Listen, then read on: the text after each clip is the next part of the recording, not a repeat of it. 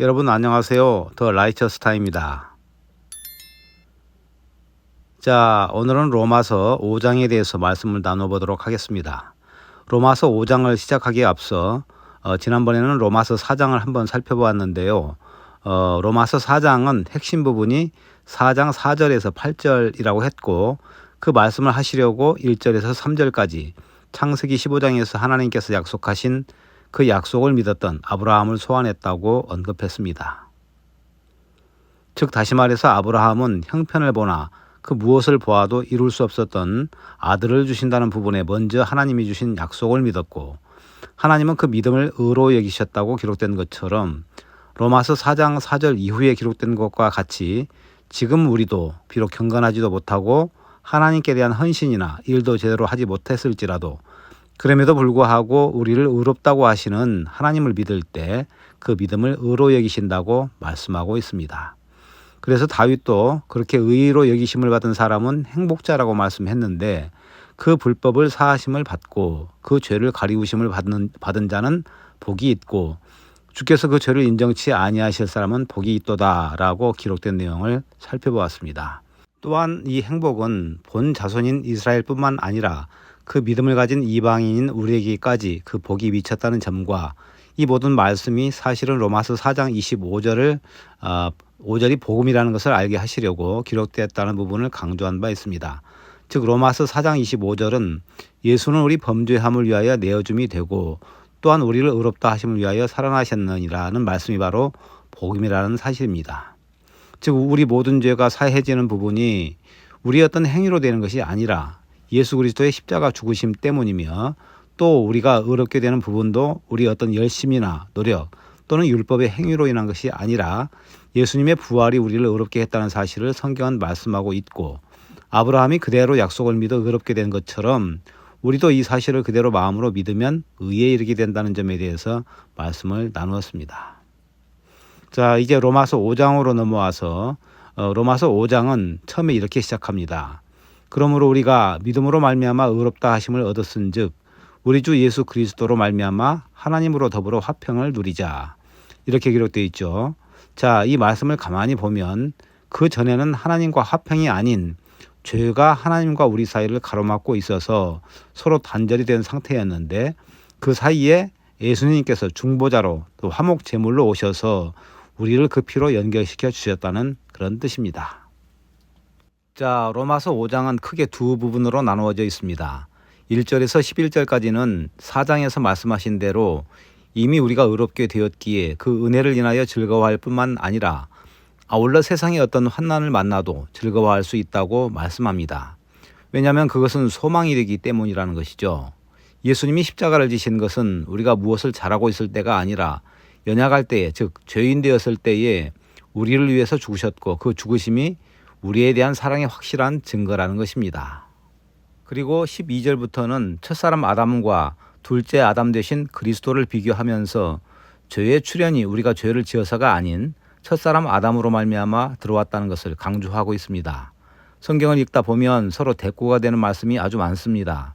여기 12절 이하에서도 한 사람 아담으로 말미암아 죄가 세상에 들어왔다는 사실을 여러 번 언급하고 있고, 또 한 사람 예수 그리스도로 말미암아 그 은혜의 선물이 우리에게 주어졌다는 점을 계속해서 말씀하고 있습니다. 12절을 보면 이러므로 한 사람으로 말미암아 죄가 세상에 들어오고 죄로 말미암아 사망이 왔나니 이와 같이 모든 사람이 죄를 지었으므로 사망이 모든 사람에게 이르렀느니라고 기록되어 있습니다. 즉 죄가 아담으로 말미암아 들어왔다는 것이죠. 창세기 2장을 보면 하나님이 아담에게 에덴 동산을 다스리며 지키게 하시고 동산 중앙에 있는 실과를 따먹으면 정령 죽으리라고 말씀하셨습니다. 자, 여기서 지키게 하셨다는 것은 누군가 그것을 탈취하려는 자가 있다는 것을 암시하고 있죠. 바로 뱀으로 나타난 사탄이 그들에게 내려간 것을 아시고 하나님은 아담에게 그렇게 말씀하신 것입니다. 그럼에도 창세기 3장에서 아담과 하와는 사단에 결코 죽지 아니하리라는 말에 속아 하나님께 불순종의 죄를 짓게 됩니다. 여기서 단순히 실과 하나를 따먹는 것이 문제가 아니라 말씀은 생명인데 그 생명을 짓밟아버린 사탄 마귀의 말을 따라갔다는 것이 바로 죄라는 것이죠. 그 불순종의 결과 온 인류에게 죄가 들어왔다는 것을 로마서 5장 12절은 말씀하고 있는 것입니다. 그래서 17절에도 한 사람의 범죄를 인하여라고 시작하고 있고 18절에도 그런즉 한 범죄로 많은 사람이 정죄에 이른 것 같이 또 19절에도 한 사람의 순종치 아니함으로라고 기록하고 있습니다. 따라서 둘째 아담으로 오신 예수 그리스도는 그 모든 죄를 대신 지시고 우리에게 은혜의 선물을 주셔서 생명 안에서 왕노릇하게 하시려고 세상에 오셨다는 것입니다. 그러면 모세가 율법을 받아 이스라엘 백성에게 범죄를 덜하게 하려고 했던 것은 아닌가요? 라고 말할 수 있지 않겠습니까? 그런데 분명히 범죄를 더하게 하려고 라고 기록되어 있습니다. 도대체 무슨 뜻일까요? 율법은 거울과 같은 역할을 한다고 말씀했습니다. 즉 율법이 없을 때 죄를 죄로 여기지 않았지만 율법이 내려오고 나서 죄라는 것을 알았고 처음 율법이 내려오자마자 3,000명이 죽임을 당했죠. 그리고 사무엘상에 보면 베스메스 사람들이 법궤 뚜껑을 열고 율법을 보자마자 그 자리에서 5만 70명이 죽었다고 기록하고 있습니다. 즉 율법은 죄를 더 죄되게 만듭니다. 왜 하나님은 그렇게 하셨을까요? 사람들은 무엇을 하지 말라고 하면 그것을 더 하려는 경향이 있습니다. 그게 본성입니다. 바로 하나님은 우리 인간에게 율법으로는 죄를 깨닫게 하기 위해 율법을 주셨다고 로마서 3장 20절에 말씀하고 있습니다.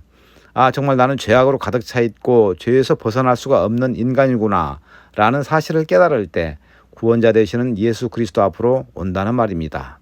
그래서 갈라디아서 3장 24절에 율법이 우리를 그리스도에게로 인도하는 몽학선생이라고 말씀하고 있습니다.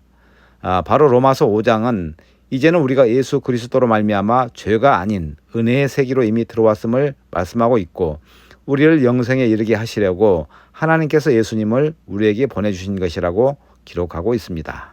자, 이제 로마서 5장을 종합해 보면 예수 그리스도로 말미암아 의롭게 된 우리는 하나님이 주신 의로 말미암아 자녀된 하나님의 소속이기에 세상의 어떤 환난을 만나도 능히 이길 수가 있다는 사실을 강조하고 있으며 우리가 어떤 죄를 지어서 죄인 된 것이 아니라 첫사람 아담으로 말미암아 원치 않게 죄인이 되었고 또 우리의 죄가 온전히 사해지고 의롭게 된 사실도 우리 어떤 노력이나 의로운 행위 때문이 아니라 예수 그리스도의 한 행동, 즉 십자가 죽으심과 부활 때문이라는 것을 말씀하고 있는 것입니다.